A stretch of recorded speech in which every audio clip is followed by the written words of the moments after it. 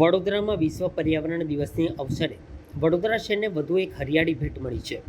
હરણી વિસ્તારમાં 11,500 જેટલા 21 વિવિધ પ્રકારના વૃક્ષો સાથે તૈયાર કરાયેલા ઓક્સિજન પાર્કનું લોકાર્પણ કરવામાં આવ્યું છે. વિશ્વ પર્યાવરણ દિવસ નિમિત્તે યોજાયેલા આ કાર્યક્રમમાં પાલિકાના પદાધિકારીઓ અધિકારીઓએ સૌપ્રથમ વૃક્ષારોપણ કરી પર્યાવરણ સુરક્ષાનો સંદેશ આપ્યો હતો. ત્યારબાદ ઓક્સિજન પાર્કનું વિધિવત રીતે લોકાર્પણ કરવામાં આવ્યું હતું. પાલિકાના mayor, municipal commissioner, deputy mayor, મુખ્ય નિરીક્ષક સહિતના હસ્તે ઓક્સિજન પાર્ક જનતા માટે ખુલ્લો મૂકવામાં આવ્યો હતો.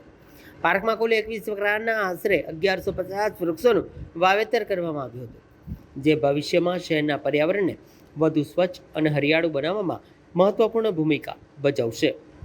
પદાધિકારીઓએ જણાવ્યું હતું કે વધતા જતા શહેરીકરણ વચ્ચે હરિયાળું જતન અને વૃદ્ધિ અત્યંત જરૂરી બની છે.